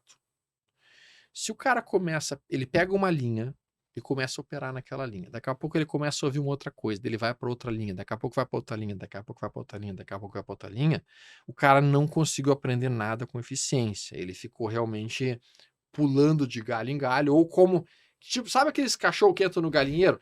O cara o bicho persegue 20 galinhas, não pega nenhuma, no final tinha que está ali, ó. E a galinha tá em cima dele e não consegue mais pegar, né? Então, se não pode ser assim, o cachorro no galinheiro. O cara que fica mudando de fila na estrada, né? Isso. Sempre é do lado e aqui anda, e aí o cara Não muda é? e troca. Né? É bem assim, né? Então a gente não pode cometer esse equívoco. A gente vai pegando os conceitos e vai aprendendo algumas coisinhas ali. Pode pegar uns conceitos legais do André Moraes, uns outros conceitos bacanas do Ogo, alguns do Storm, daqui a pouco do Vlad, e vai compondo o teu sistema. Quando tu tiver composto o teu sistema, beleza, mantenha-se aderido a ele. Esse seria talvez uma dica importante que eu queria passar aí para os amigos. Tu falou das tuas estratégias aí, né? Da tua tela, né? O pessoal quer ser uma mosquinha lá e quer ir na tela do Stormer, assim. Tu é o cara que enche mais ali de indicadores, é o cara que tenta deixar a coisa mais limpa. Tá. Né? Claro, infelizmente a gente não tem uma tela para mostrar aqui, mas Sim. qual é mais ou menos ali a tua linha de raciocínio? Tá, novamente assim, agora em julho vai ter um período que eu vou passar 25 dias operando junto com o pessoal, para o pessoal poder sentar no cockpit aqui do lado e ver como é que eu vou estar fazendo as coisas. Vai ser agora em julho, tá? Devemos estar anunciando isso lá em junho agora, por aí. Mas enfim, eu procuro deixar minha tela a mais livre de indicadores possíveis. Eu quero uma tela limpa. Porque eu entendo que a gente tem no nosso cérebro uma região chamada córtex pré-frontal. A função do córtex pré-frontal é atuar como o inibidor de instintos mais básicos. Então, o córtex pré-frontal ele é aquele sujeito que fala assim, cara, tu não pode, por exemplo, dar um cuspe aqui no meio do chão porque é feio. Então, mesmo que tenha vontade de cuspir, não pode.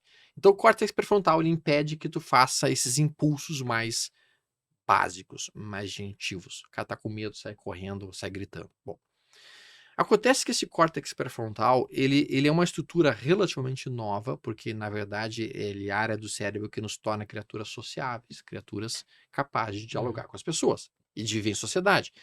Isso é recente. Esse córtex pré-frontal tem alguns estudos de neurocientistas que indicam que quando tu entrega para ele mais do que 7 informações ao mesmo tempo, 7 informações, ele buga. Ele entra em looping e ele para de funcionar. E aí você fica completamente à disposição dos teus instintos mais básicos.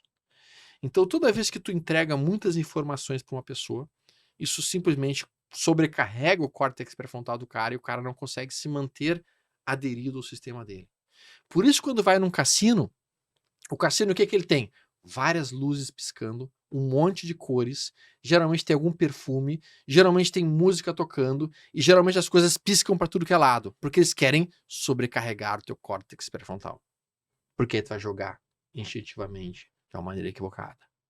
Então a tela de vocês tem que ter a menor quantidade possível de cores, tem que ser uma coisa absolutamente limpa, com a menor quantidade possível de informações. Se tu tivesse 15 indicadores tocando na tua tela, primeiro, tu não vai conseguir ler todos eles ao mesmo tempo. Tu vai sobrecarregar o teu córtex pré-frontal e tu vai te jogar comprando e vendendo a primeira coisa que aparecer na tua frente. Não façam isso. Então mantém o teu sistema o mais simples possível. Eu sou adepto da teoria KISS. Keep it simple, stupid. Seria mantenha isso simples, seu estúpido. Eu fiquei pensando o que era o outro S. É o stupid. Estúpido. É estúpido. Mantenha isso simples, estúpido. Porque senão tu vai te dar mal. Então, cara, eu tento manter a tela mais limpa possível. Eu coloco, às vezes, uma média. No máximo, um estocástico dentro lá embaixo. E acabou, não preciso de mais nada e vamos embora. Ainda na linha jornalismo investigativo ali, né? Agora a gente viu a tela do trader, a tua alocação para longo prazo, assim. Eu queria saber de ti, tu entrou bastante ali nesse tema, achei muito interessante isso também. Como é que tu estrutura a tua carteira ali, pensando em investimentos a longo prazo, como tu disse ali, ativos de patrimônio que gerem uma renda, a porcentagem que tu dedica disso para os teus trades, enfim, que desse aí um raio-x aí da tua carteira. Vamos lá, essa é uma pergunta muito boa, tá, Gabriel? Tem um fundo exclusivo que eu gosto muito de acompanhar. O cara opera só o capital dele. E é extremamente interessante ver a curva de capital do cara, do fundo exclusivo. Basicamente é uma linha que vai subindo, ela vem subindo, subindo, subindo, subindo, subindo. Daqui a pouco ela faz assim, ó. Aí ela vai subindo, subindo, subindo, subindo, subindo.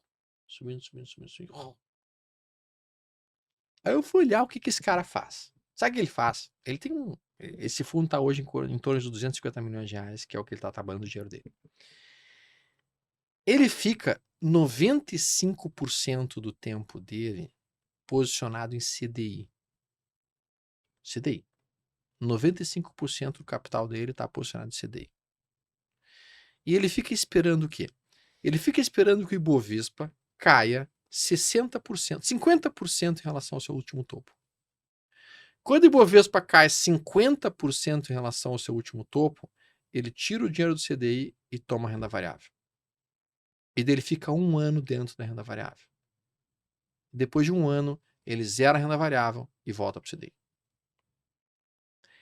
Se você fizer isso, você olhar o gráfico do Ibovespa, o Ibovespa nos últimos 20 anos, ele cai, em média, 50% pelo menos uma vez a cada 3 anos e meio, 4. E depois que ele faz essa queda, ele sobe, em média, 180% a 200% num prazo de 1 ano. Foi assim na pandemia. A gente fez a queda, 2020, 2021, caiu pesado ali, caiu em torno de 56%, 55% em relação ao topo, subiu e deu 110%, 120% em questão de 1 ano. Foi assim em 2008, foi assim em 2002, foi assim em 98. Então, cara, isso é um padrão que se repete de tempos em tempos, uma queda de 50% a 60% em relação ao último topo. E aí é um momento fantástico de tu trazeres o teu dinheiro da renda fixa para a renda variável. O que o cara pode fazer? Tem várias modificações que ele pode fazer. Ele pode ficar, por exemplo, com 80% do capital dele em renda fixa e os outros 20% fazendo seus trades, que é o que eu faço na maior parte das vezes. E aí, quando o mercado cai 40% em relação ao topo, eu trago mais 10% da renda fixa para a renda variável. Quando ele cai 50% em relação ao topo, eu trago daí mais uns 30%. E quando ele cai 60%, aí, meu amigo, aí eu peço dinheiro literalmente emprestado. Eu me lembro que em 2008, na verdade, em 2002, eu vi o mercado cair 60% em relação ao topo e eu queria desesperado comprar mercado. Só que eu tinha gastado todo o meu dinheiro para fazer a clínica de cirurgia plástica aqui em Porto Alegre. Eu não tinha dinheiro na mão, eu tinha uns 10 mil reais. E eu vi que era fundo de mercado, eu, caraca, só que eu tô sem grana, não consigo nada aqui. E daí eu pensei, tudo bem, próxima vez que tu cair 60% eu te pego. Dito e feito, veio 2008. Em 2008, o mercado deu aquela estilingada, o crash do subprime, tal, caiu 60%. Eu vi Itaúsa, que estava em 10 reais, chegar em 4. Quando ela chegou em 4, eu já tinha comprado tudo que eu podia de Itaúsa a 4. Eu não tinha mais dinheiro. O que eu fiz? Liguei pro meu pai. Pai, fala, filho, tu tem dinheiro pra prestar? E ele, não tenho sim, pô, filho, eu te disse que negócio de mercado financeiro é perigoso, não tudo mais, quanto é que tu precisa? Pai, me vê todo o dinheiro que tu puder, por favor, me vê tudo que tu puder.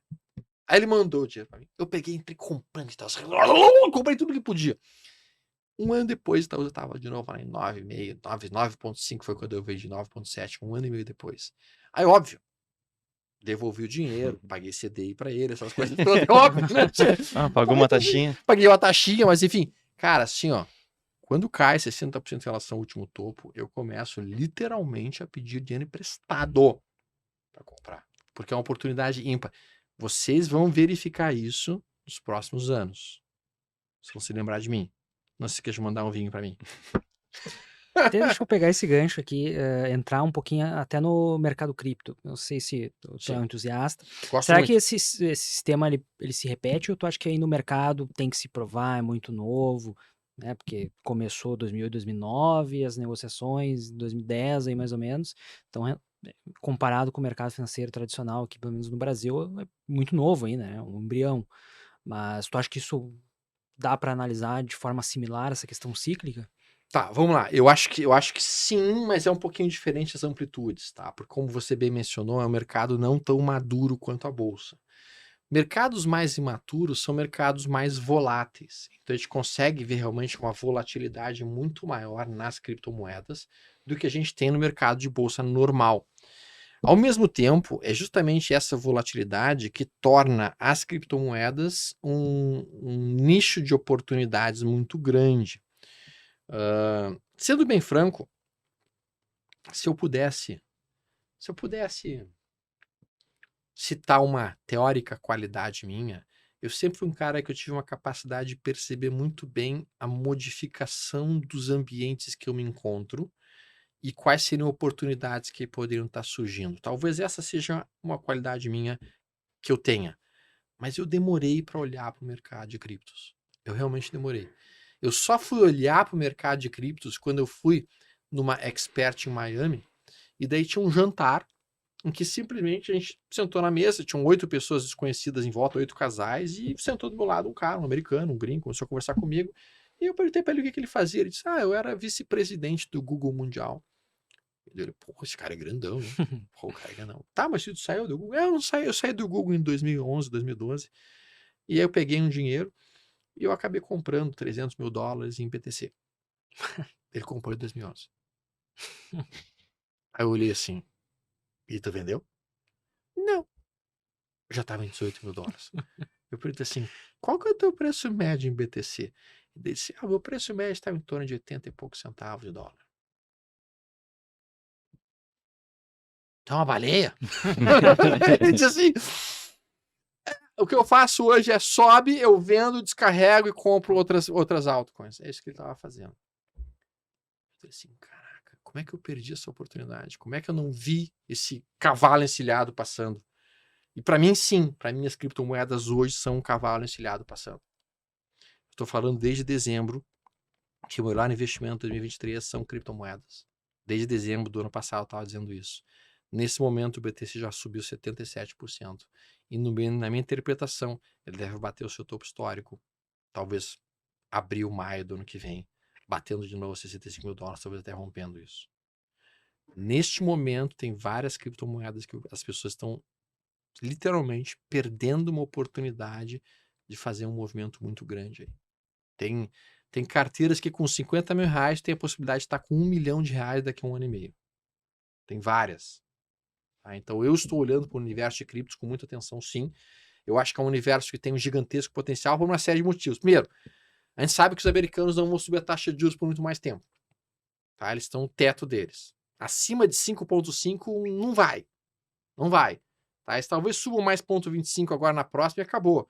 E a partir do final do ano, o que eles vão fazer? Eles vão começar a reduzir a taxa de juros deles. Quando eles começarem a reduzir a taxa de juros deles, o dinheiro sai da taxa de juros americana e vem para criptos. Então, assim, sem falar no aspecto de que a gente vai ter um halving do BTC no ano que vem. Então, tudo isso produz um cenário de que o inverno de criptos, na minha opinião, já terminou. A gente já está agora entrando na primavera. Nós já estamos em topos e fundos ascendentes no gráfico semanal. Então, para mim, cara, todo e qualquer recuo de cripto, eu tô tomando. Tô tomando um pouquinho todas as semanas. E eu entendo que, sim, existe um enorme upside. Claro que a conduta que eu faço é a seguinte, eu vou colocar em criptos um capital que eu aceito perder completamente. Tipo assim, eu não vou pegar todo o capital da vida e vou comprar em cripto, não sou maluco nem nada. Mas, cara, tu aceita perder 5% do capital ou 10% do capital para, se a coisa der certo, você poder crescer isso em 1.000, 2.000, 3.000%? Eu aceito. Então tá, então eu vou lá, coloco 5 ou 10% do capital e se o troço subiu 3.000%, 4.000%, 5.000%, tu transforma 10% do teu capital em um capital gigantesco. Sim.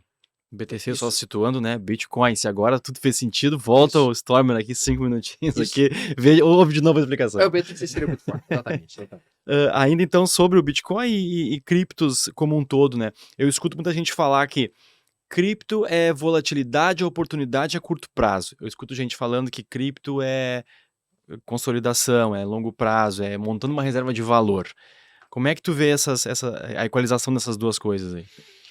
Cara, em verdade, Gabriel, eu entendo isso muito como, se a gente for parar a pensar, esse mesmo discurso ele existe para bolsa. Uhum. Tem gente que diz que bolsa é curtíssimo prazo e é volatilidade e é ficar rico no vida louca de curtíssimo prazo, day trade. E tem gente que fala que bolsa é de longo prazo. Exatamente o mesmo discurso, só que eles trouxeram para um universo muito mais volátil, que é o universo das criptomoedas. Só que, no meu entendimento, isso que eu sou um trader de volatilidade, tá? A volatilidade do mundo das criptos, ela é tão louca e ela é tão maluca que eu acho extremamente difícil um sujeito no curtíssimo prazo fazer resultados consistentes em cripto. Eu opero criptos, mas eu pego um gráfico bem mais longo, eu coloco os stops mais afastados, eu trabalho num prazo de horizonte de tempo mais longo. No meu entendimento, o gráfico mais curto que eu consigo pegar numa cripto é um gráfico de 240 minutos. Qualquer coisa abaixo disso é ruído. Qualquer coisa abaixo disso é sinal falso. É sinal que não vai dar certo. tá? Então, para mim, é 240 minutos para cima, tá? Nós vamos falando aí de um diário, eventualmente até um semanal, e realmente para um prazo de horizonte de tempo mais longo. Não é algo para vida louca. Eu acho que o cara entrar nos 5 minutos de cripto tá pedindo para morrer. Vai morrer e morrer rápido. Especialmente se ele alavancar, aí não dura mais do que 3 meses. É isso da oportunidade, né, que você falou. Já tem ali, né, o hedge, a proteção de ficar de fora. Tem o risco também de ficar de fora. Então bota uma coisinha, né, porque vai que...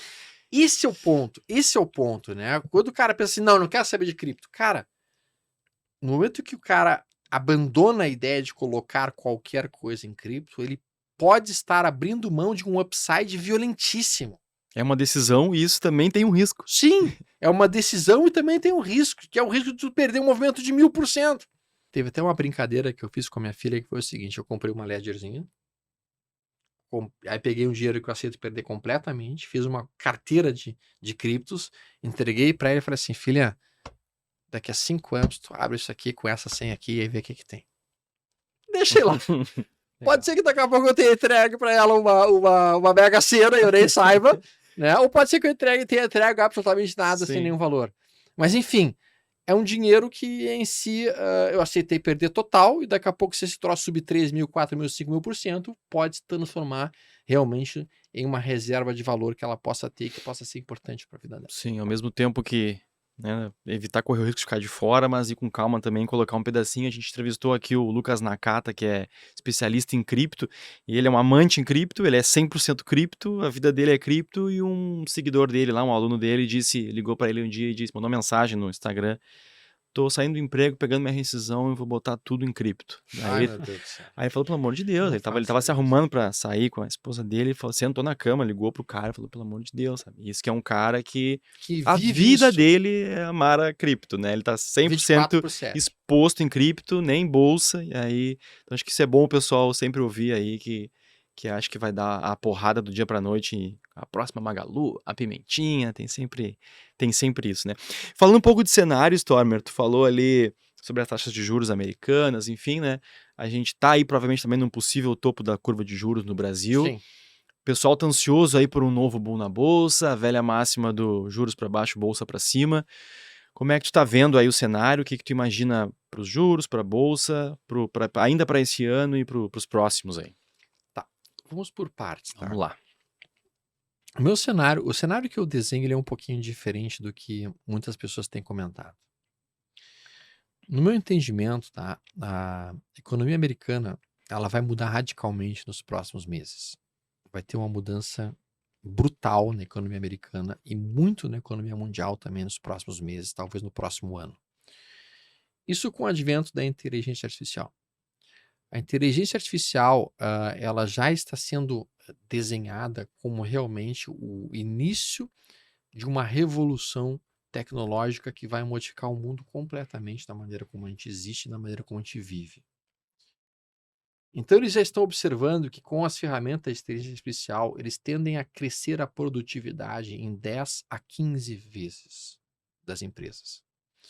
Imagine uma empresa conseguir elevar o seu nível de produtividade em 10 ou 15 vezes com metade do pessoal, ou com 1/3 do pessoal, que é o que eles estão desenhando. No momento que uma empresa começa a utilizar a inteligência artificial de uma maneira mais eficiente, ela produz mais com menos gente. Isso faz com que a margem de lucro da empresa dispare enlouquecidamente. Isso faz com que a oferta de produtos suba radicalmente. E, obviamente, porque eles vão demitir pessoas, a demanda vai cair.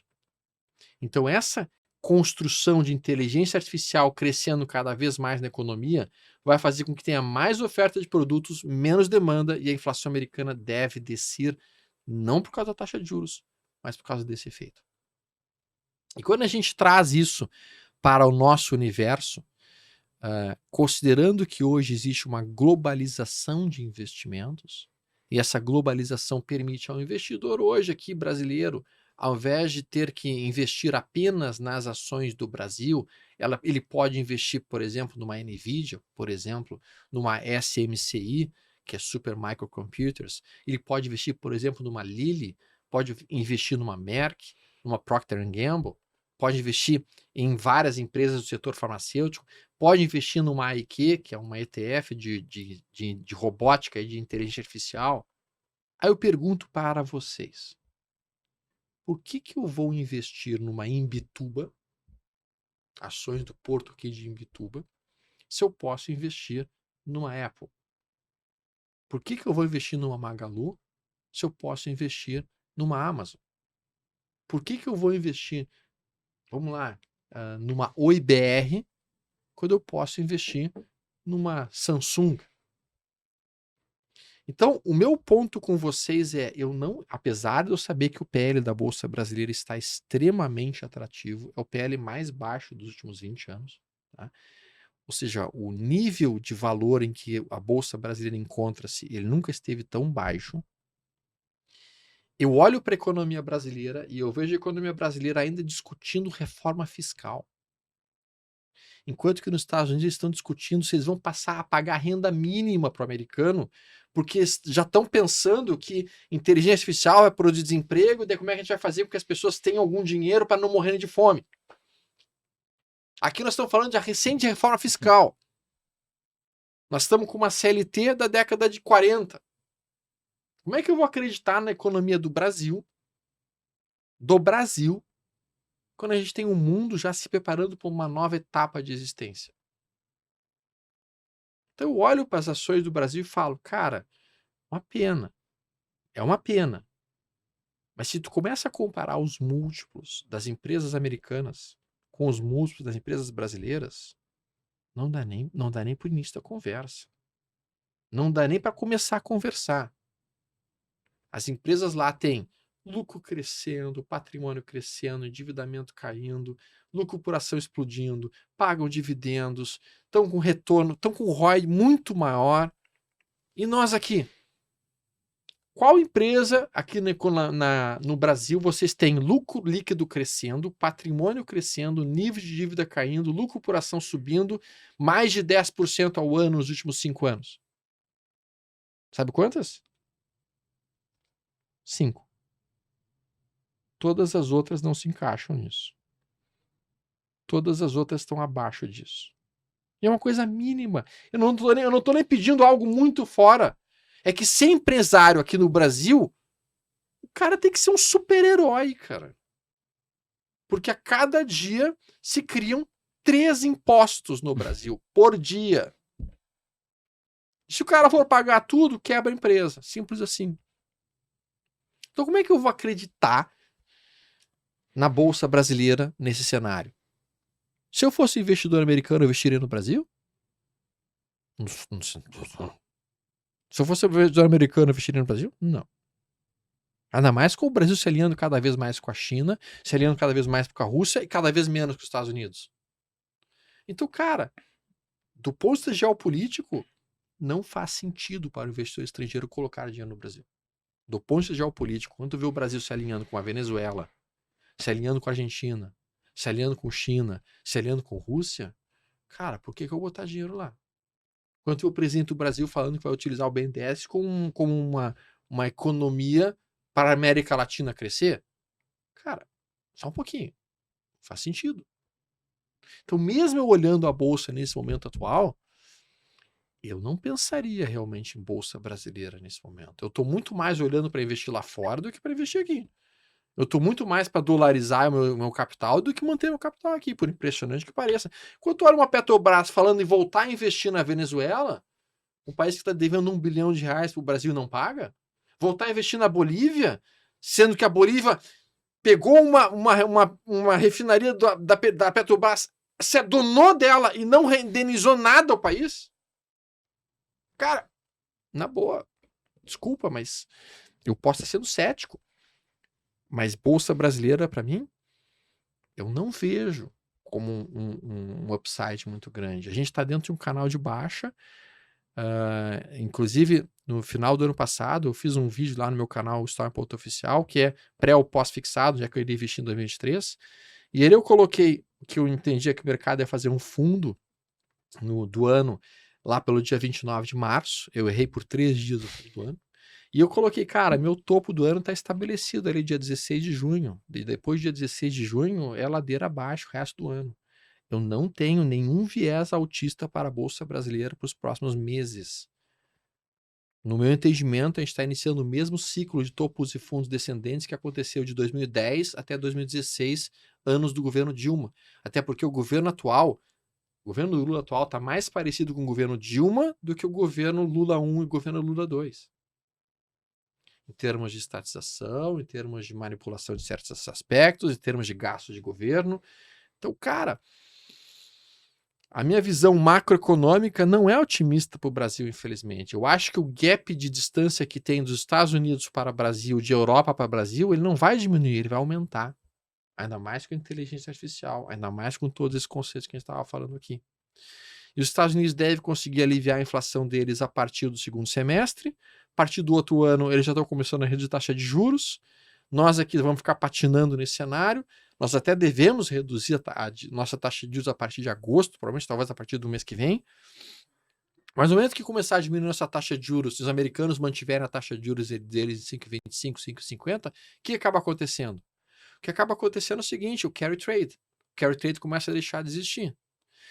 Perceba o seguinte, você é um investidor estrangeiro, o que você faz? Cara, você pega seus 100 milhões de dólares, você está olhando a taxa de juros americana em 5,25, tu olha a taxa de juros brasileira em 2,75. O que tu faz? Pega o teu dinheiro, traz para o Brasil, compra a taxa de juros brasileira. Quando tu traz seus dólares aqui para o Brasil, tu empurra o dólar para baixo e tu faz com que o real se valorize.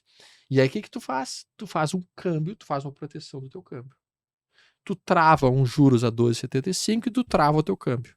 Com isso, se o dólar subir, tu vai ganhar no teu câmbio travado e tu vai conseguir manter aquele teu 2,75. Quando passa aquele período, o que tu faz?